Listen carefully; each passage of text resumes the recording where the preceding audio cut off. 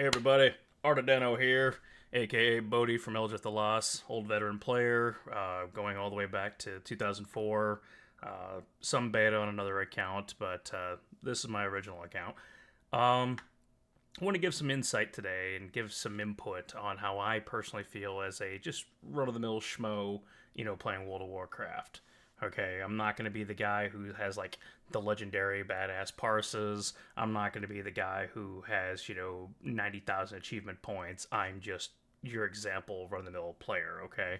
I'm competent enough to do a raid without dying, on a regular basis, and I am in a guild that is it's okay. It's okay.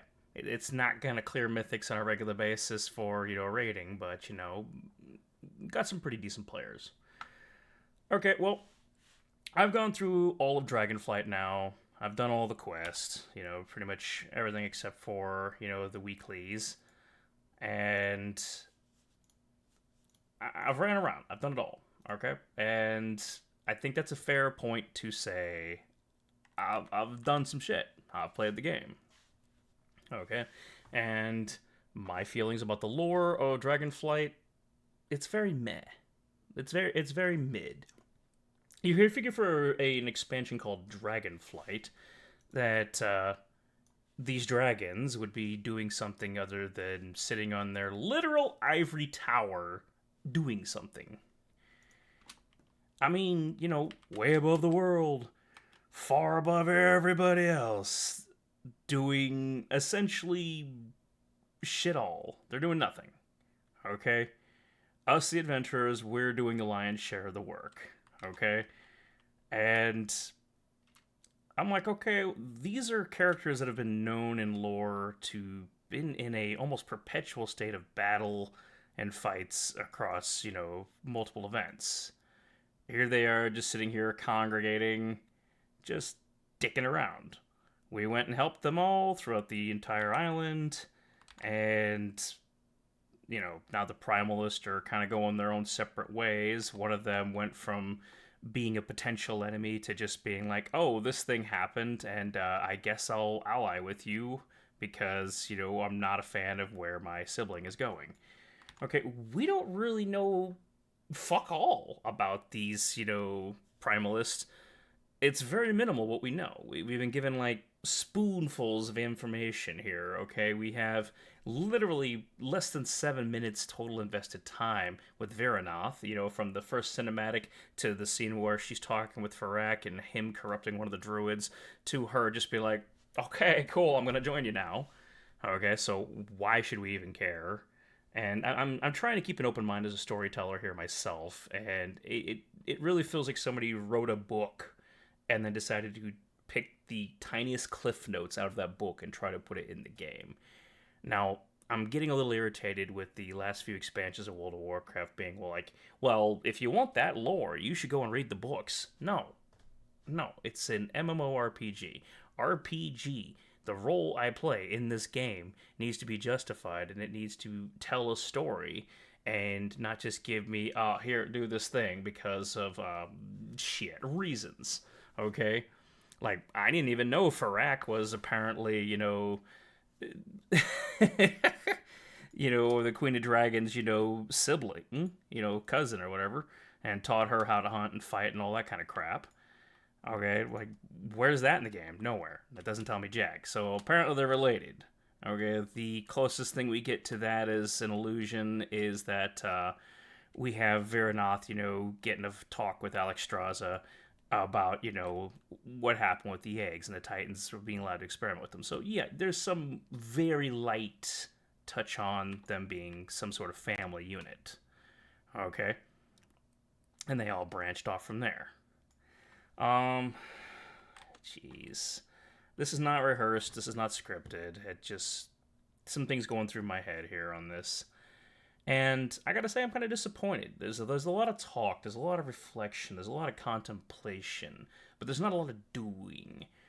Okay, we got the big, implied fact that the Primalists had their little wars here, and that most of their armies are wiped out at this point, thanks to us mainly, because I'll tell you, going down to said suffusion camps and whatnot, that who's doing all the fighting? It's the players, which we are very lightly to not even implied for the most part, and there's no hero unit doing any actions, kind of like they did in Shadowlands, where the heroes mostly sat on their ass for the majority of the story, as the players did the work but got next to no recognition for it. I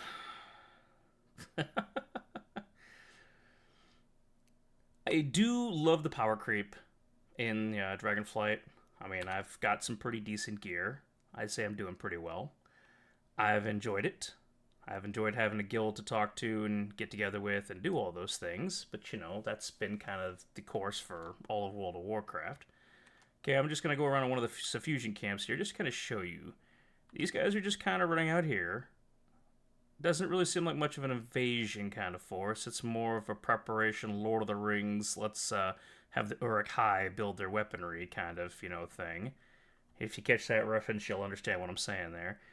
And the only real indicative signs we have of any form of resistance whatsoever, I'd have to probably take up the quest. I'm not going to do that right now if that's the case, is a couple straggling Tuskar, which are injured, not really putting up much of a fight at all.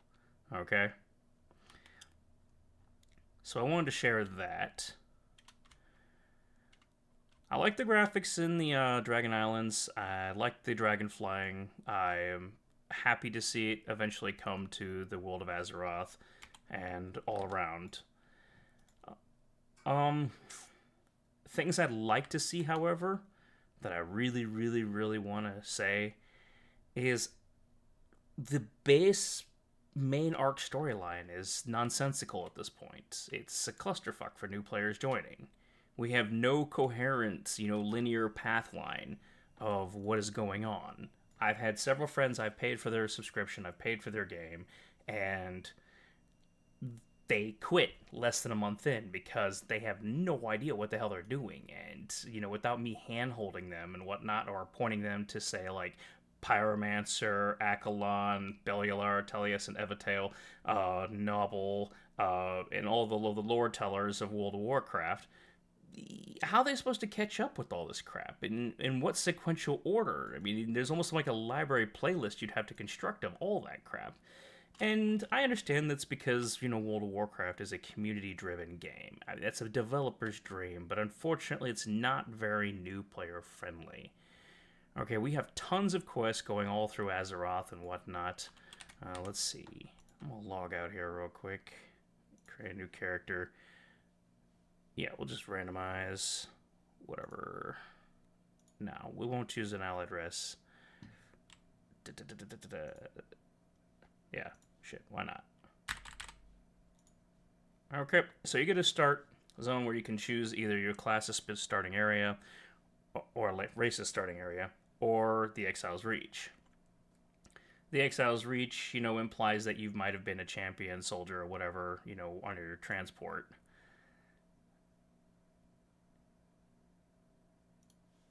That's a taken name.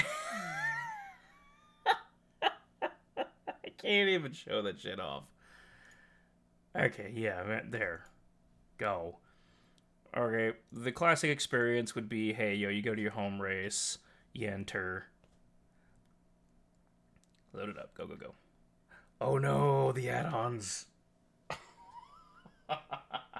Yeah, new players don't have to worry about that unless they have a friend drag them in and be like, here, I brought you a thumb drive with all my add-ons. You could use all these add-ons, which a new player would be completely overwhelmed immediately, but it almost feels like a necessity to have, especially to a veteran player. Wow, where did I start with this? Well, that's gotta suck.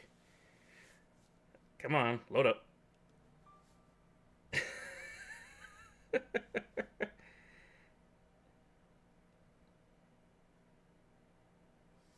Oh my god.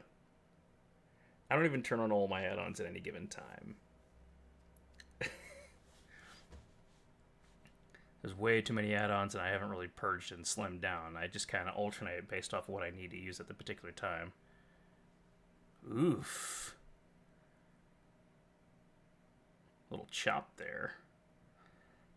Alright, so you'll get an introduction to your opening zone. Then you'll go through. Oh my god. No, get out of here. Let's see, add-ons. Yeah, get out of here. Okay. Decline. Disable warning. Piss off. I swear, go away. Alright, disable all. Alright. There. Clean that crap up. Oh, yeah, that's much better. It's amazing how much performance an add-on will take. So you'll get your little starting area, you'll go do your thing. You know, everybody knows how OG World of Warcraft works. Okay? And this would be the starting point. Okay, you go through your little adventures out through here, and you kind of take a path that starts at approximately Cataclysm storyline telling. Granted, vanilla WoW wasn't really super significant storyline and lore-wise. It was kind of playing fast and loose. You don't really need to know too much about, you know, the elemental lords and everything like that. Nefarian, very loosely touched upon, okay? So what I'm proposing on the idea is, okay, I really should have pre-rehearsed this. Alright, so you get that experience there. You go through, you level up, you go through your starter area, you move to the respective areas. You're basically playing the Gopher hero. You're a new adventurer. You're not really given any major motives when you first start. Okay, it's kind of wandering around adventurer. Alright?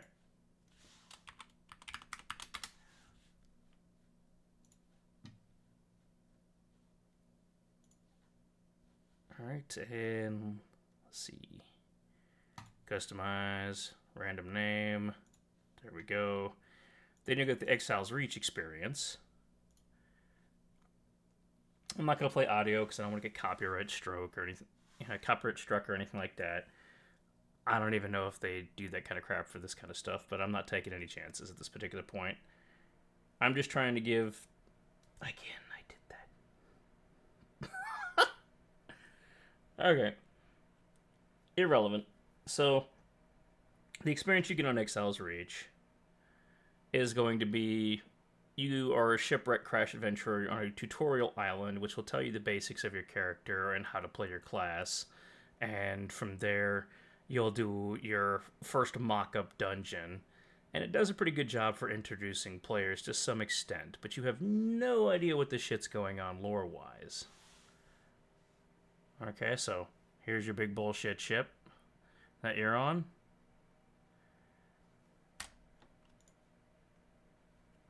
Yep, there's the garbage. Alright, add-ons. Disable all. Reload. Okay, so then I'll try to teach you, hey y'all, this is how you play your character. You go through your tutorial island. Wow, okay. And while I'm going through this, I'm going to explain my whole point here, okay? And that is, what I think we should do is, well, Blizzard should do, as developers and whatnot, they should take a lot of the opening quest from back in the day and streamline it, where you get a third option to choose from for new and old players alike, to where you can get a full storyline experience. You'd have basically one of the attendants, like, was it one of the Bronze Dragonflight characters? He'd join you as an NPC. You might be an adventurer who suffers some sort of amnesia or whatever because of a cataclysmic event that you went through and you were knocked unconscious, and this time-traveling dragon steward will walk you through everything that led up to where you were before that incident and kind of refresh your memory as to all the events. Chronology-wise, it would basically put that experience back in the hands of your character. You get your tutorial of how to learn how to play your class, and you would also get the lore going from the first expansion onwards. So you'd know who these players were, like, you know, who Thrall was, who's Jaina Proudmoore was, you know, who the Dark Spirit tribe, you know, leaders, you know, were all about, you know, the Tauren, all that kind of jazz. You know, the whole events that went on with Legion. You know, Chromie Time is nice, but Chromie Time is a feature that was very streamlined for veteran players. Okay, and it's not clean in any way for a new player because they come in, they get dropped in the main city, then they're just kind of like, here you go, how about it? And doop, doop, doop. There we go. There we go. And so they're left, okay, well, what are these, 8 options or whatever for? Okay? And they go do their expansion, they get kind of the deal. They have no idea which one of these timelines are chronologically correct or what sequence of events, that they were in. They would just be thrown into one expansion and then just told, here you go. Well, that's not a way to make an introductory player, play a game. Okay? It's not a way to start. There's so much lore in World of Warcraft. There's so many things going on. I'm not expecting Blizzard to revamp the entire story quest chains all across the entirety of multiple expansions over 20 years.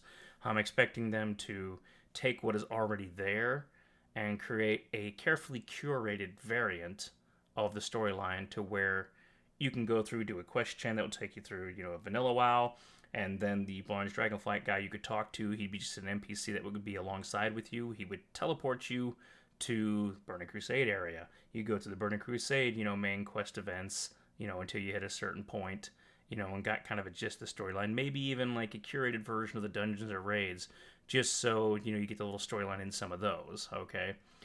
You'd have the curator maybe be voice acted, possibly with a little bit of dialogue, to where he would kind of fill you in on little gaps in between and kind of let you know who these characters were or what their significance was. Not too exposition heavy, but just kind of here's a footnote of what this dude's all about. He's done this, and he's kind of a bad dude, and da-da-da. And then he'd take you to the next area. And the idea is that this chronology would be told to players old and new alike, so they can get a refresher of the storyline.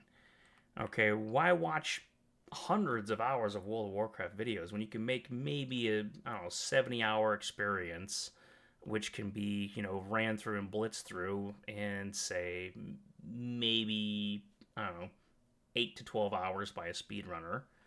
Okay, but it would give you all the experience you needed to level up with. It would give you ability to teleport from one junction to quest chains to the next ones. The quest chains that were necessary to do for the main storyline would be changed with a different marker, which they now have in the game, so you could use that as your main quest line objective markers. And all the other ones would be ones, if the player wants to deviate off, get a little experience here, get a couple extra items, or, further delve into the lore of that particular area, they could. And then when they're ready to go to the next area, they just talk to the little NPC buddy and teleport to the next area. Okay? And it would take them through all the expansions in sequence. I want to see that. I'm not the only one. There's plenty of other ones, like Soul Breezy is one of them. I believe there were several other YouTubers who liked the idea as well. Consider the idea, Blizzard. I know it's not the best presented the way I did it. There's people who do this as a professional thing. I am not that guy. I'm talking to you as just run-of-the-mill, average-ass player of World of Warcraft. Okay? And just kill a couple Murlocs here, whatever. So yeah, you get the idea of how to loot. Okay, I would figure out at some point, hey, auto loot, pick that stuff up, action bars. I like all my action bars, thank you. Okay. Show your personal resource displays. Sticky targeting, nah, never mind. Okay.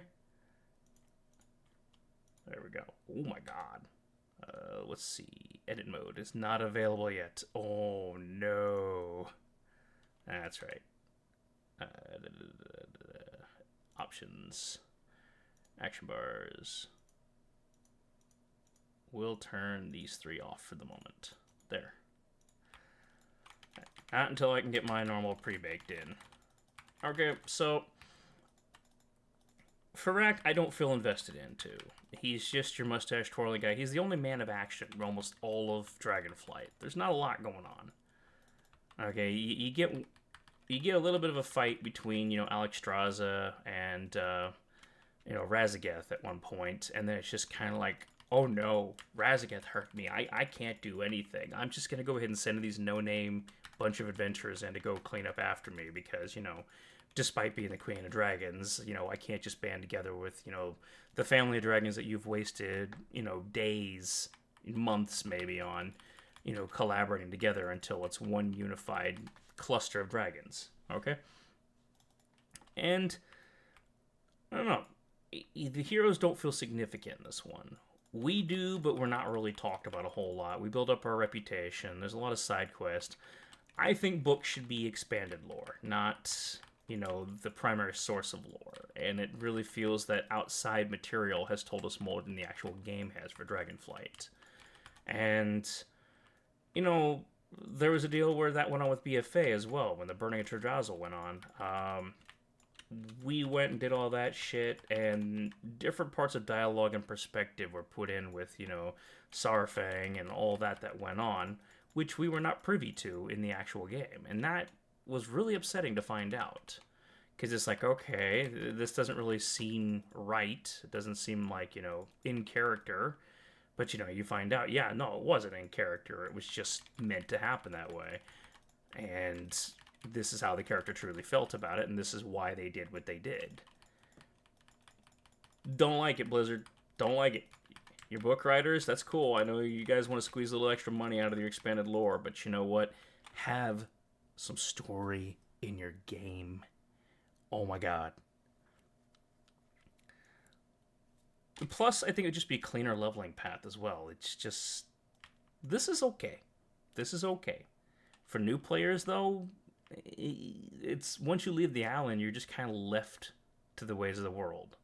This is just basically introductory, here you go, dilly bob. Alright.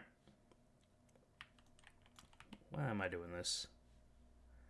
Boop. Let's see.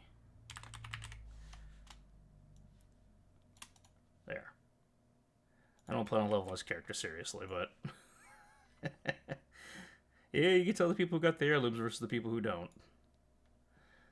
I'm not doing the heirloom route because, like I said, this is not a serious thing. I'm just using this as kind of something to keep the low patience, low attention span people busy during the meantime. Okay, I do like the fact that you get the highlights, hey, yo, go to your quest book, pull your spell down to your bar and whatnot.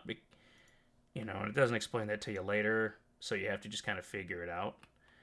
And I can see why that would be disorienting, one person doing it this way versus the other way, not knowing what the fundamental difference is between, both starting options.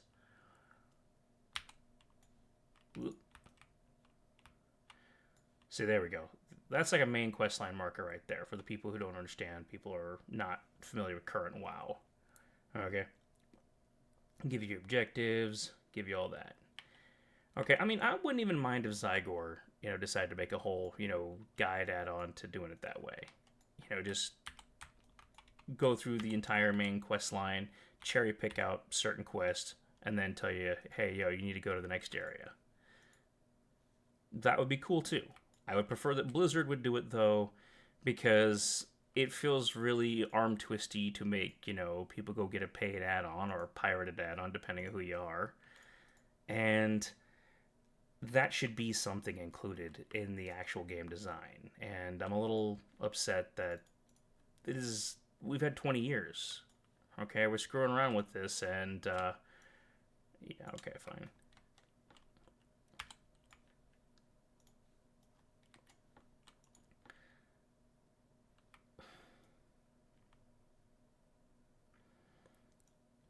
You have to understand something here. I have done this ad nauseum plenty of times, and it's gotten kind of just mind-numbing.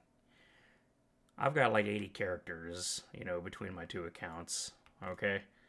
And it's a lot. I've retired the other account. I've stuck down to this account. But I personally would like to be able to go back and do the old events. I'd like to go do the old quest in a sequence to where it made coherent linear sense, to where I wouldn't, be like, oh, assuming, oh, well, this is part of the main chest chain. It is not. No. Okay. What was it? I should further build upon that. And I think the way I should further build upon that would be the fact that I should say something along the lines.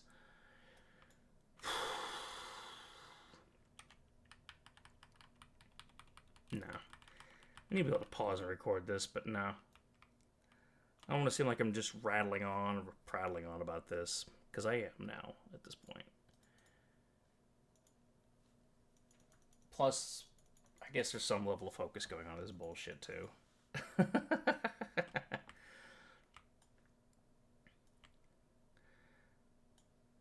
Oh, no. Okay, what I'm getting at is there were events that were in between expansion events, pre-patch events. Okay, the pre-patch events I really liked because they gave you motivation, story, voice acting, and events that went on that would transition you from one to the other.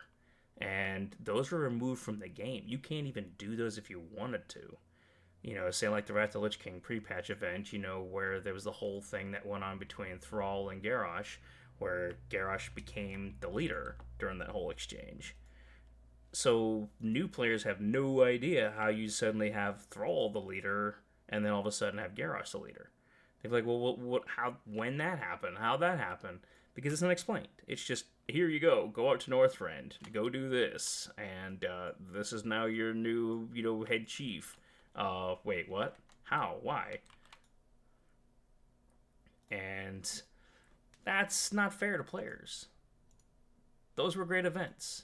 I mean, you could take away the rewards, you can add an alternate, reskin award, so if an older player goes back and plays it, then boom, bonus, right? Okay, that'd be cool. That'd be great. What's going on with the whole Shadowlands ending? I mean, I guess we can count that as non-canon, but it's already been established it is canon because we took Malfurion back to the Shadowlands to do a swap with Ysera, which we've done literally nothing with Ysera. It's just kind of like, cool, we brought back the nature aspect, and she is doing nothing. Is she going to be the head of the aspects? No, she is not. Her daughter is going to take over as the head because she's been death touched, and now, it's just not her place to be that way. Nonsensical. Just complete rhetoric garbage. Okay? You just basically pull her off to use for some later event, which you'll probably drop off now knowing that Chris Metzen's back in the game, focusing on bigger, better things. Okay, that's... So what, we're just going to leave Malfurion to sit there and take the eternal nap in the afterlife because, we wanted to have, Nature Mommy back? That doesn't jive well with me. Not that I'm a big supporter of Malfurion, but it just seems like a crappy trade-off.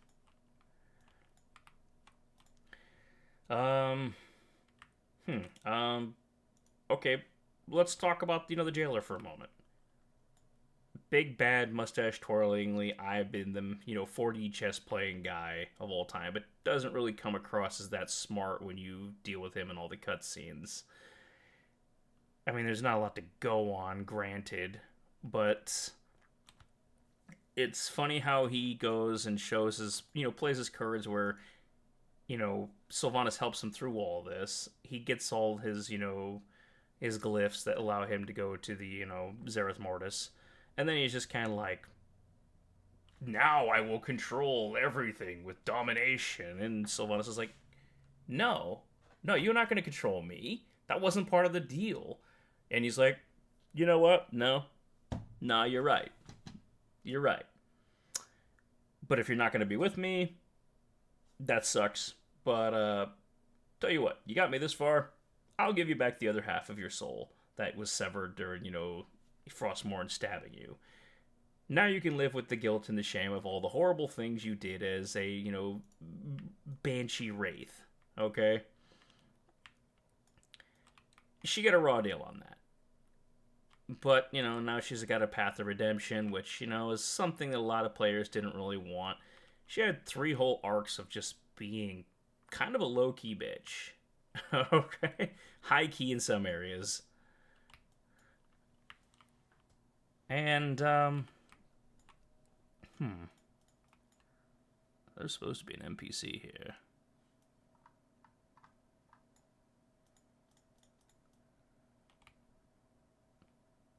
There's no NPC here. What the shit? Okay, fine. Fine, whatever. Okay, but he reveals this nefarious bullshit where he's like, ha ha ha, I'm now going to be in control of everything, using my dominacic magic, and I'm going to, extract the, essence of the world soul of Azeroth, yada yada yada.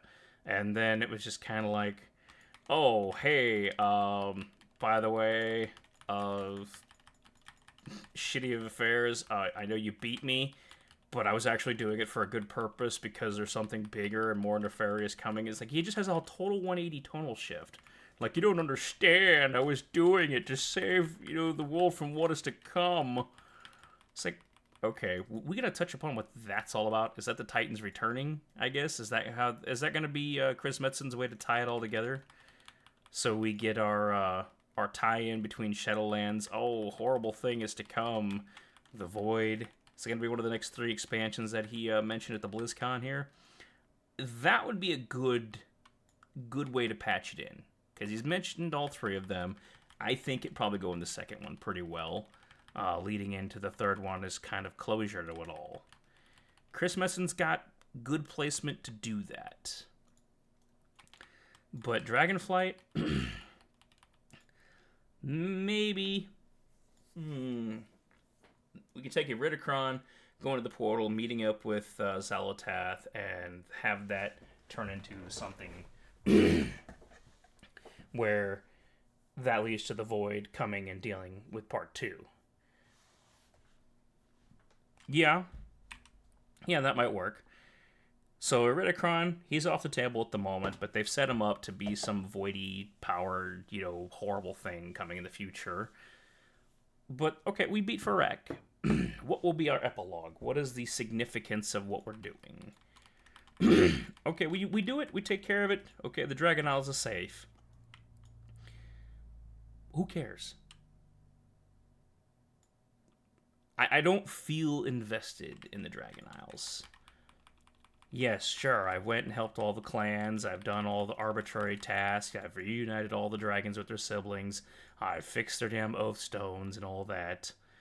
And it felt more like being a glorified chore boy or mercenary. It didn't really feel like it was significant. There's no real stakes. And if there were any significant stakes, why are the dragons just putzing around? I really feel that the dragons are being incompetent in the expansion. Okay, and there's Dormru. Mr. I am the all-seeing eye of, the past, present, and future, somehow has a lack of clarity to the future because of uncertainty dynamics. Let me tell you something. As a guy who literally had the psychic ability to see all of the futures of those that I was involved with and, that were immediate friends and family, including my own future, and knowing how it would play out almost to my own death in almost every reality, but I still knew which timeline I was on. I just knew what variants could possibly happen as well. You're going to tell me that Nozdormu could not perceive in as many hundreds, thousands of years he's been around, he couldn't figure out, yeah, I can see all the potential variations that can happen, but this is going to be the way it happens. I'll tell you what that sounds like to me. It tells me the storyline writers don't want to give him that insight because it would seem spoilery and it would make it to where they'd have to commit to whatever he mentions, whatever content he'd mention. So being a character who could be potentially extremely exponentially lore significant and exposition significant, they had to gimp his power to know the future. So what they did is they gave him kind of my problem, which is where by changing my fate, I lost my clairvoyance and being able to see the future, we change to a variation of a timeline I don't recognize. That would be great if they explained it like that, okay? Because when Mom and I took a significant path to change our lives from the disheveled state our lives were in, we did something so drastic and so different from our norm that it literally jumped off the entire tree of timelines of everything I could possibly see. And it broke my foresight, my ability to see the future of those who are fans of family to me. My whole mom's family has had some level of clairvoyance to different extents. That was mine. And I'd usually write it off as a form of deja vu, too, because I'd experienced things before they'd actually happened, then I'd experience them again. It would be almost like Groundhog Day, in a sense. It was complicated and hard to explain. Some people may not believe in that kind of stuff, but, those things do happen. Apparently there are people who have said abilities. I didn't understand it much until I got older, and yeah. So, yeah, I think that's what they're trying to imply with, no longer being Murazond, that his connection to the certainty of the future has become an uncertain one because all the timelines he would know in the current timeline he was originally on has been so drastically altered by you going and screwing with the timeline, preventing him from becoming Murazond, that he no longer has a clear insight as to what the future will be. I wish they'd explain that a bit better. I can understand it because of my own, deals. Okay, and I can understand how that might be implied, but that's a case of a little too much show and not enough tell. And you gotta find a little balance. Some people say show, don't tell, or, tell, don't show. There needs to be a balance with complicated events like that. Time is kind of a screwy thing, alright? Yeah, let's see. Yeah, okay, you got a new piece of gear. There you go. Leave me alone. Can I not drag that to the deal? Okay, yeah, my item's been equipped. Neat. Spellbook, shield block. Boop. There we go. Alright, so I don't feel like anything significant has happened in Dragonflight. Like, it really feels inconsequential. Whether the war went out in Farak's favor, or whether it went in the Aspect's favor, doesn't really feel like it matters enough. Okay, I'm not saying it has to be the same scale as something like Battle for Azeroth or whatnot, but it doesn't feel like a war is being fought. We have the Suffusion camps, we have the Zakali invasion inside of the raid, you take that down, and okay, yeah, that's a fight. It doesn't feel like we're fighting an insurmountable army, though. It just feels like we are just taking on a small invasion force. An inconvenience trying to beat down the doors, to go further into Avarice. Okay? That's probably where they've been whittled down and finished off, storyline-wise, for the most part. That's why they had to switch to the Druids of the Flame being one of their primary sources of an army for Farak. Oh, that's a mouthful of bullshit.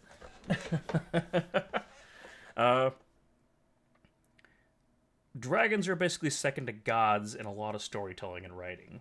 And the dragons don't really feel like they're doing anything. You have fleets of these damn things. They're all over the place. They're flying around just like flies over Valdrakken, okay? And what are they doing? It's Dragonflight, not Dragonfight, obviously. Okay? The wonder and the charm of the Dragonflight Islands, it is a charming little island, okay? Forbidden Reach was okay. It was not great. It was okay. The expansion features, going around and dicking around with the Zaskara vaults, they're neat. I like them. They're neat. Little gimmicky, but neat. Nerfing that, trinket nerfing the ring that's supposed to come from there, and all the little gimmicks that go on with that, and making it quickly irrelevant with gear just shortly afterwards from raiding, really was a bad taste touch, because it now just completely relegated Zaskara vaults to being useless in the most sense. And, you don't make an expansion feature and then just throw it away like that. You give that item use. You change the effects of the stones if you got to. Okay, but I don't know. I don't know. I could be wrong, but that's how I feel as a gamer. As I feel like there's no real purpose of me going to Ziscara vaults. I've done it once or twice. I think I've done it 3 times now on one character. And by the time I got to the second time, I was just basically told, yeah, hey, your trinket's not going to matter anymore, except for like very specific niche classes and whatnot. It doesn't even sim well. And that feels bad. As a player, it's like you give us empowerment and then you take away the empowerment. And it always sucks when you take away the empowerment and give nothing in return. Okay? Blizzard, you need to stop screwing with the power creep. Either give us power, make it steady and incremental, or make it extremely powerful for, key events. I love the little fights, like where you get to fight with heroes. Say, like, when you get with Rathian and Sibelian, they give you that sweet-ass buff, and you become, like, you basically become like a god temporarily. You have high regeneration, you do more damage, you have a bigger health pool, and you can just take out waves of enemies. Those are fun. I always like those kind of quests. The borrowed powered quests are always fun, but they always feel kind of like, so is this always my character's power, or is it just because this dragon or whatnot can, empower me like this? And if that's the case, why do they not just hang out with us the whole damn time to go take down stuff? They should be along with us with the freaking raids. Kind of like the buff you get from ICC, that makes, you do significantly more damage to everything like that. It makes the encounters easier.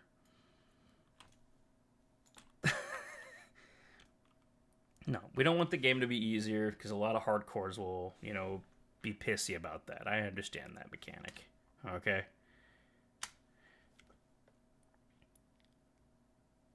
Toys. I got a big problem with toys having immensely long cooldowns for something short and sweet. A 10-minute cooldown. I want to punt a marmot. I got 10 minutes for a cooldown. Okay, this one's one of my favorites. Artsbane the Grimoire, I love that one. Why do we have such long cooldowns on toys? Like, so they don't get spammed all around? Is that the reasoning? Okay, well, putting in a 10-minute cooldown should be plenty. Putting it on an hour-long to 3-hour-long cooldown, not so much. It's overly punishing for how much. I think I usually keep that on 9. Okay.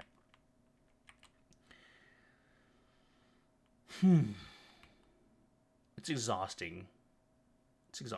The ad nauseum to things. I love expansion features. I love little gimmicks. I love the idea, of some things that were presented at one point and then taken away, like the dance studio. I remember the dance studio being mentioned for Wrath of the Lich King, where you could switch out the dances between races and whatnot.